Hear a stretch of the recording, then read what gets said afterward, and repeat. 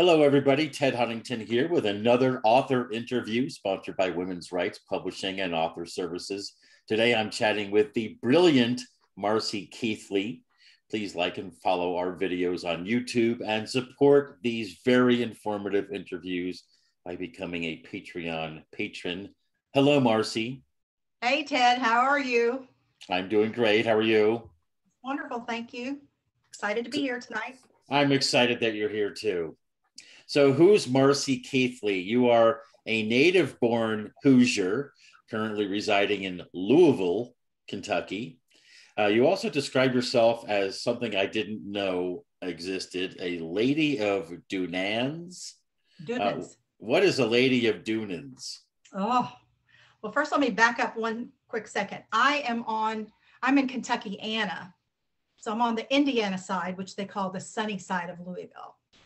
So the river divides the two states. So I'm on the Indiana side. No, okay. So Louisville, Indiana. Yeah, sort of. Yeah. So that's where I reside. But your reference is, yes, I have Scottish roots, and I was just really interested in that. And my mother, for Christmas, surprised me, and she bought me a teeny tiny small piece of land and had me ennobled. So I am officially a lady of Dunans.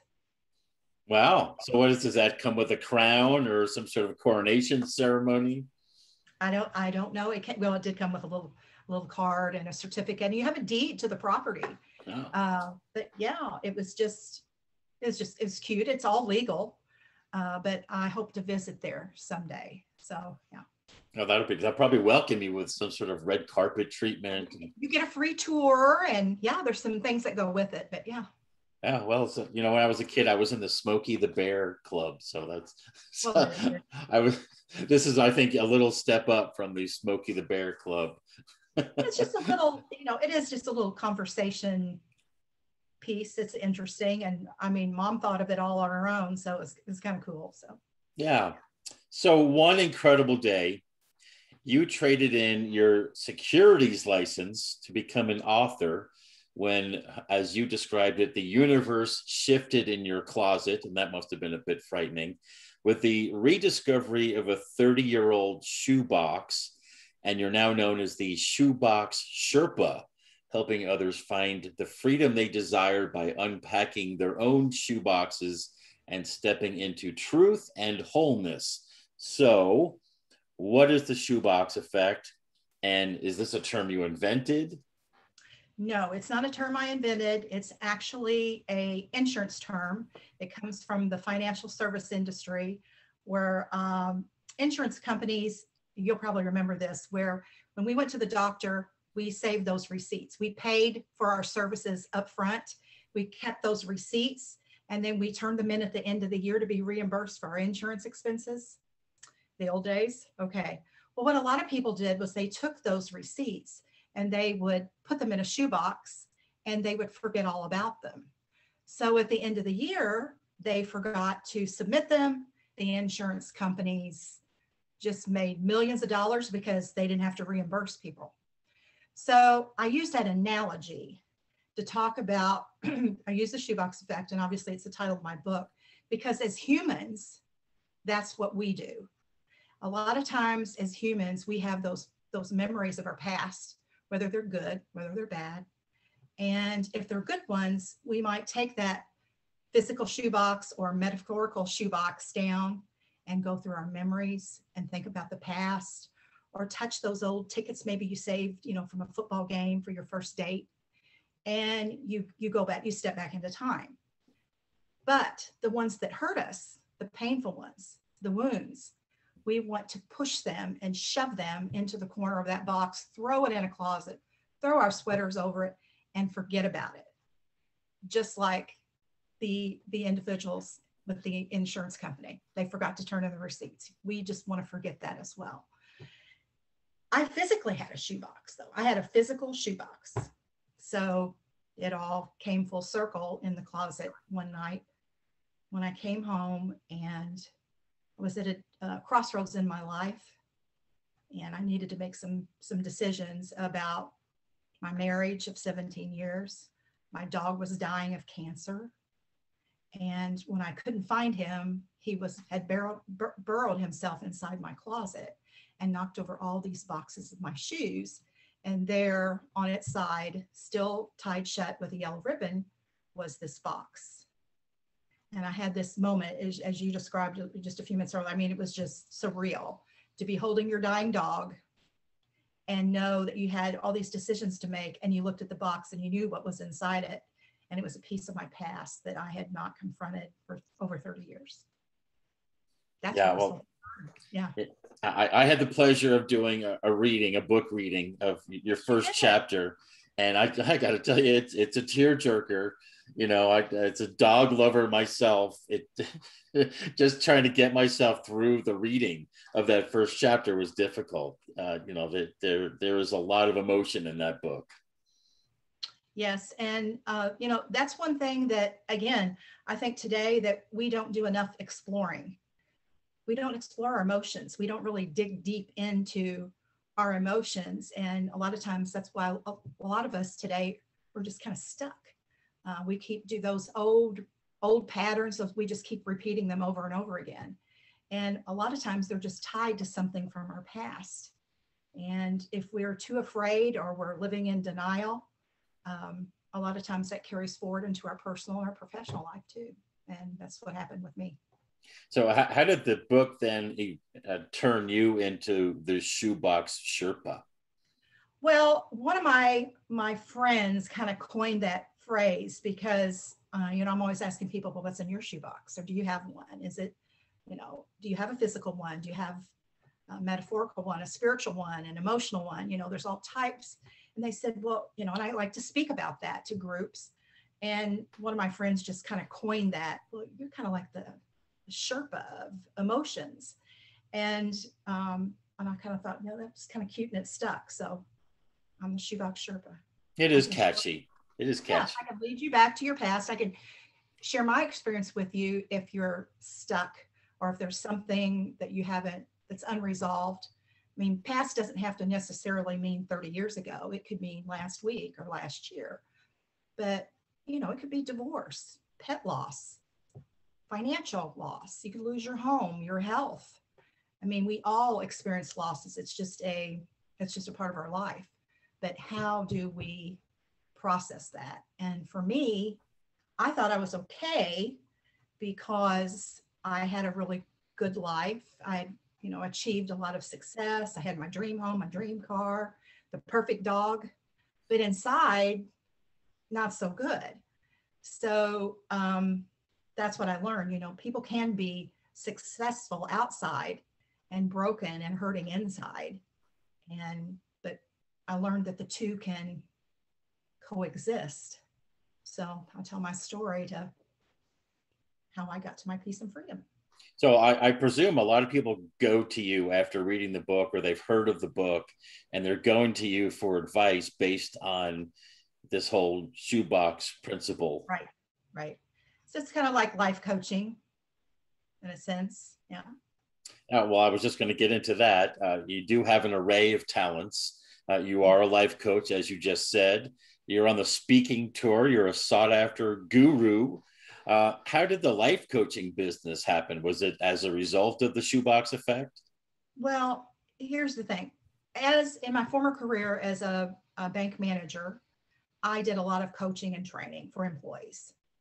I loved it. Always loved, you know, working with people and training them and helping them to walking them through self-discovery and helping them, you know, understand their own talents and expose those and get them to the next level. So that always came natural to me. So when this happened with my experience, I thought I could take the same concept, obviously, but in a different way, because there's so many people hurting today and they're lost. And, you know, maybe somebody doesn't want to go to therapy. Now, I'm obviously not a therapist, but I do have a story. And based on my story and my personal experience, it does help other people. And that's part of healing.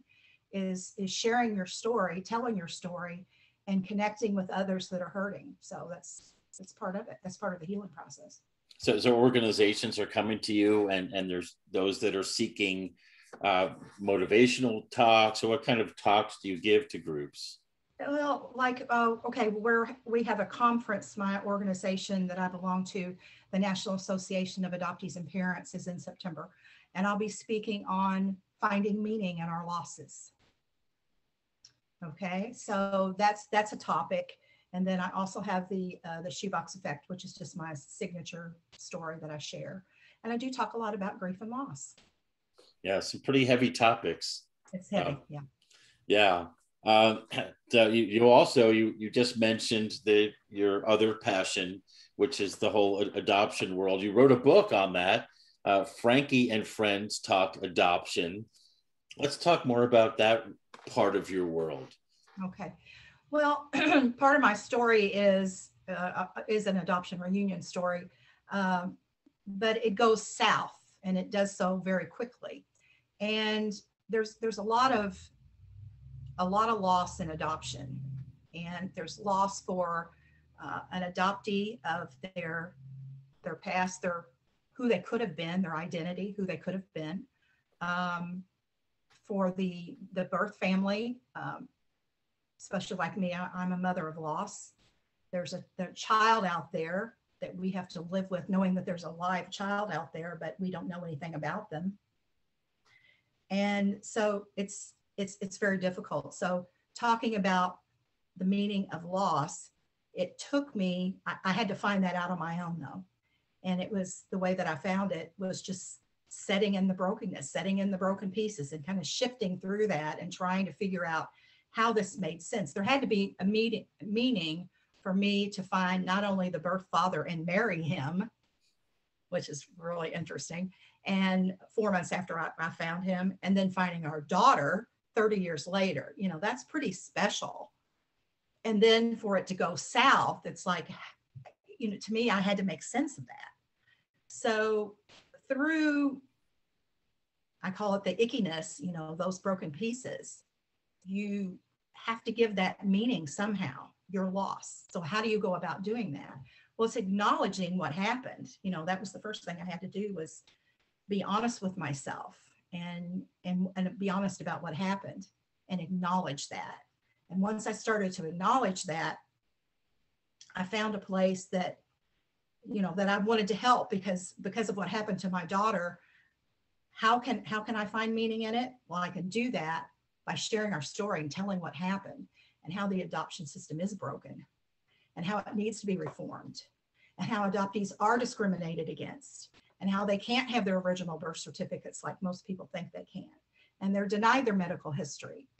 And that all culminated from working with others and then forming an organization that elevates those voices. And now it's taken us, since we started in 2009, and we just went national in January. So now we have a national organization where adoptees, birth parents, and adoptive parents come from all over the nation for this annual conference. And this year we're doing a hybrid, so it's going global. So we'll have a global audience, so you can buy a ticket, just watch it from home in your PJs. But that gave me meaning. I found my meaning. It gave me purpose.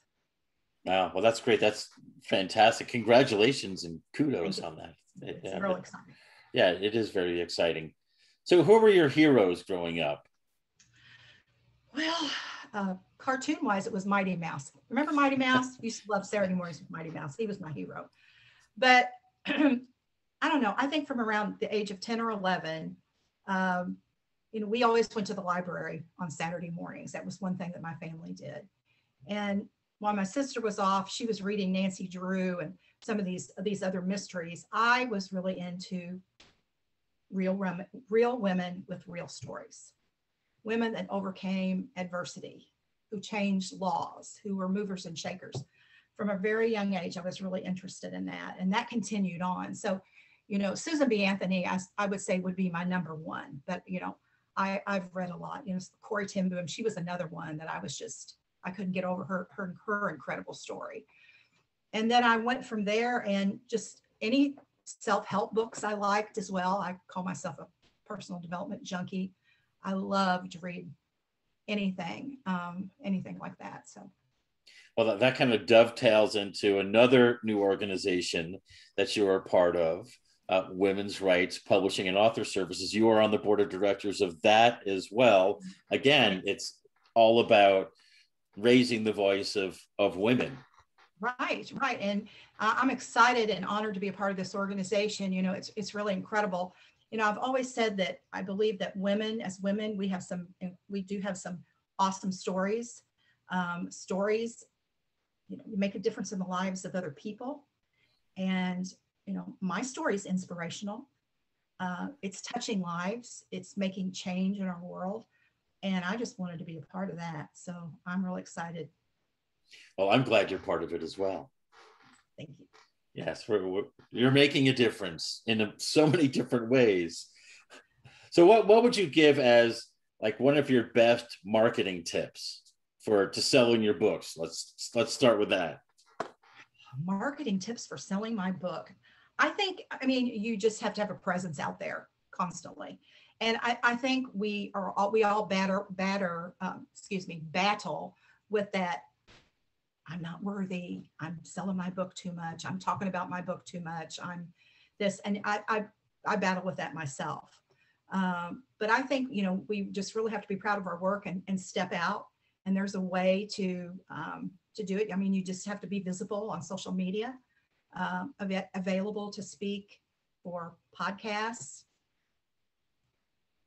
Just be out there and be available. Yeah, you're very big on the whole public relations thing, not just social media marketing, but public relations. You know, that whole world is much bigger than just social media. Yes, it is. So as a life coach, how about a great piece of advice, a life advice for the viewers? Well, you know, I think there's some people that have a misunderstanding of what a life coach is. And obviously there's all kinds of coaches. There's coaches that specialize in grief and loss. There's those that emotional resilience, transformational coaches, health coaches, wellness. There's all different types. But we, for the most part, a lot of us are not licensed therapists or counselors. So the difference being is that therapists will take you from dysfunctional to functional. And what a coach does is they take you from functional to exceptional.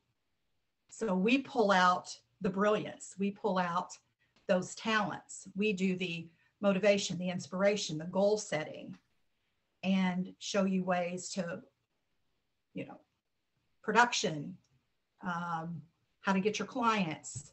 It could be anything, but it just takes it to another level.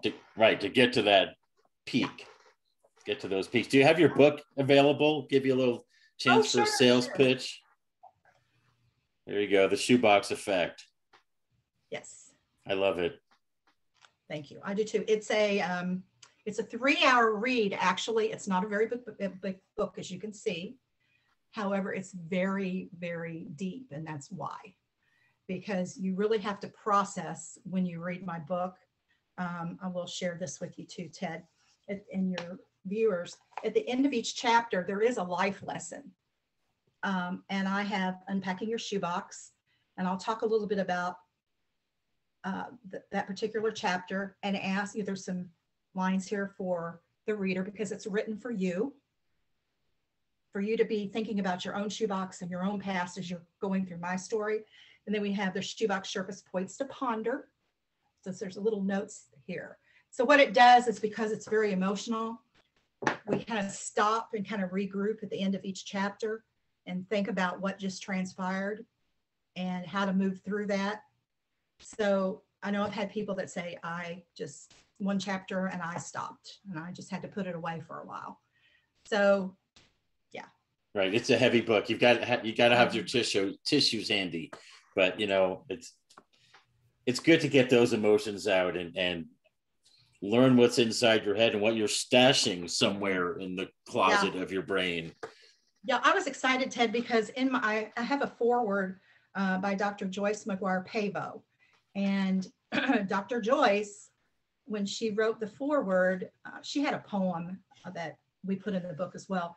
but she describes the shoebox effect like the Marie Kondo of emotions and secrets, because I talk a lot about family secrets and the damage that causes. You know, I was raised in that silent generation, and I uncover through my story, I uncover some additional family secrets in this years of multi-generational trauma. Well, I encourage all the viewers to get the Shoebox Effect and to read it. Also, Frankie and Friends Talk Adoption. They should read that as well. So that's a cute little children's book, and that's for adoptive parents to read with their child. It's something it's very engaging. These are things that the little children think, but they can't say. So the parents can ask it in a way that's safe, create that safe, warm atmosphere that their feelings that they have that maybe they can't articulate are okay. So we're going to be doing a series of Frankie books on various topics in adoption, written by adoptees. So it'll be a whole series. So well, that's great. Breaking news. Breaking news. Well, always a pleasure, Marcie. I'm so glad you had some time to spend with me. Oh, you're quite welcome. Thank you, Ted. All right. Take care. Bye-bye. Bye.